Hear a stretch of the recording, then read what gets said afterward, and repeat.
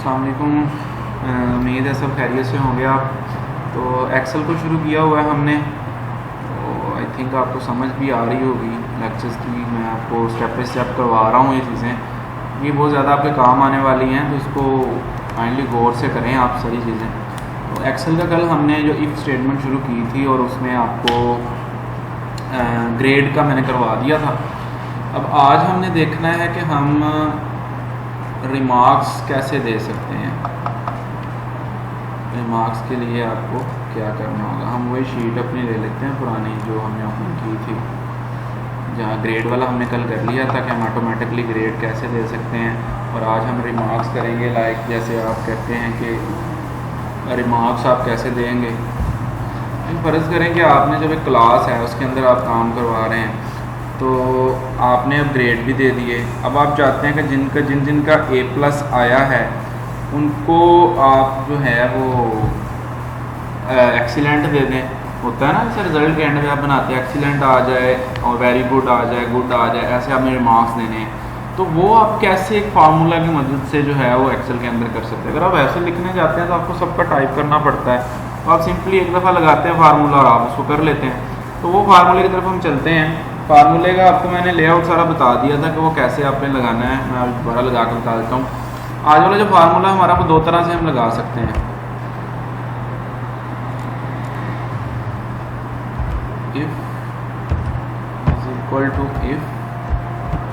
अब यहाँ देखें, अगर आपने ग्रेटर देन वाला लगाना है या इक्वल वाला लगाना है तो फिर आप परसेंटेज पे जाएंगे। अगर आप कहते हैं कि बस वो तो आपने लगा दिया फार्मूला, वहीं से आगे रिमार्क्स दे दें, तो फिर आप अगला देखें सेल ये वाला, क्योंकि ये J4 वाला, क्योंकि यहाँ पे आपने ऑलरेडी ग्रेड दे चुके हैं ना। तो आपने कहा था कि 80 या 80 से अबव हो तो आप A+ कर दो। तो आप वही अब A+ वगैरह ये इसी वैल्यू को यहाँ पे शो करवा सकते हैं। आप लिखते हैं कि इफ़ J4 ये वाला जो ग्रेड वाला है ये बराबर है, इसको आपने इन्वर्टेड कोमा के अंदर लिखना है लाजमी, क्योंकि अगर आप इसके अंदर लिखेंगे, क्योंकि ये वैल्यू आपने पहले इसके नाम से शो करवाई हुई है ना, तो आप इसको लिखेंगे। आप नहीं लिखेंगे तो वो इसको शो नहीं करवाएगा। A+ तो यानी अगर J4 बराबर A+ के हो तो क्या प्रिंट करवा दे एक्सीलेंट, एक्सीलेंट, ठीक है। या इफ, फिर ब्रैकेट ओपन कर लें, J4 बराबर हो A के, A पहले A+ था ना, फिर A था, A के बराबर हो तो क्या प्रिंट करवाए वेरी गुड, ठीक है। या J4 बराबर हो, तो ये थोड़े अच्छा, तो ये आ गया A+। अगर A+ के बराबर आता है तो हम उसको गुड, वेरी गुड दे देते हैं। या इफ ब्रैकेट शुरू J4 बराबर हो, मतलब कि अगर J4 आपका बराबर है A के बाद हमने लगाया था B के, इन्वर्टेड कोमा में आप लिख दें B के, तो प्रिंट क्या करवाए वो गुड के, वेरी गुड के बाद हम क्या करवाते हैं, गुड करवा देते हैं, गुड। या फिर इफ लगा लेते हैं स्टेटमेंट, इफ J4 बराबर है C के,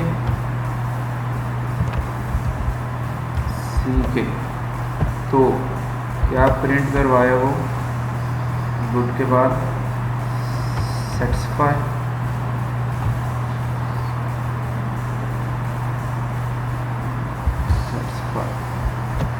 ठीक है। और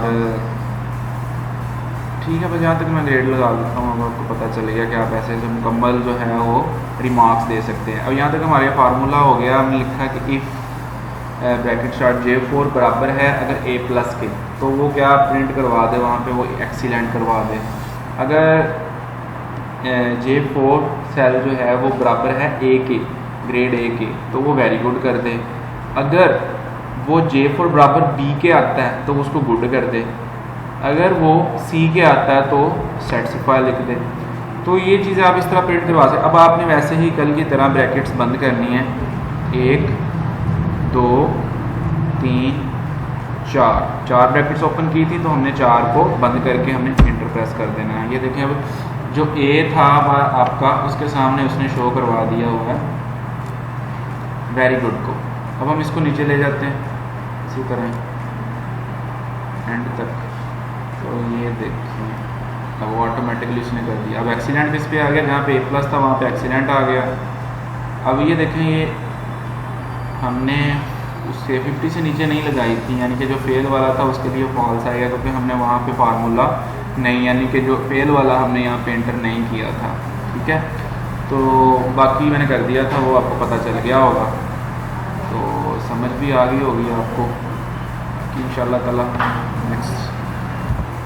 तो इस तरह आप इसका ये पुट कर सकते हैं फार्मूला। तो ये आपका मुकम्मल एक प्रोग्रेस रिपोर्ट बन गई है। अब इसमें कुछ चीज़ें और भी ऐड कर सकते हैं, वो बताता हूँ। लाइक आप कहते हैं कि आपकी परसेंटेज जो आपने निकालना है, सॉरी एवरेज निकालनी, मुकम्मल ऑब्टेन मार्क्स कितने आए हैं, किस सब्जेक्ट में कितने कितने बच्चों ने ऑब्टेन किए हैं, वो भी आप ले सकते हैं।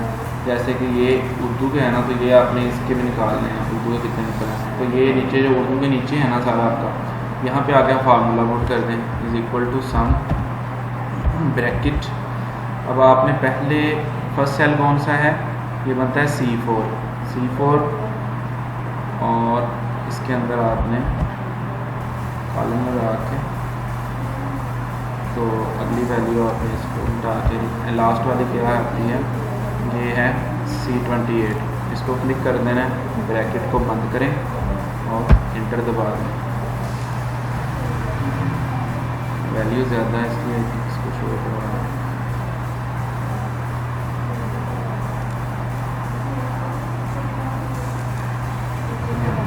जब इधर हैश के साइन बन जाते हैं इसका मतलब है कि ये सेल छोटा पड़ रहा है उससे ना, तो आप यहाँ से इसको थोड़ा सा बड़ा कर लीजिएगा। ये देखें, ये 1896 के परसेंटेज टोटल मार्क्स बनते हैं, क्लास आपने निकालने हो सामने। तो इस तरह आप सब पे लगा सकते हैं ये फार्मूला। तो उम्मीद है कि आपको समझ आई है। बाकी किसी चीज़ में आपको मसला हो तो आप काइंडली इस चीज़ से पूछ लिया करें कि ये बहुत इम्पोर्टेंट है। बाकी उम्मीद है समझ आई है। दुआ में याद रखिएगा। अल्लाह हाफ़िज़।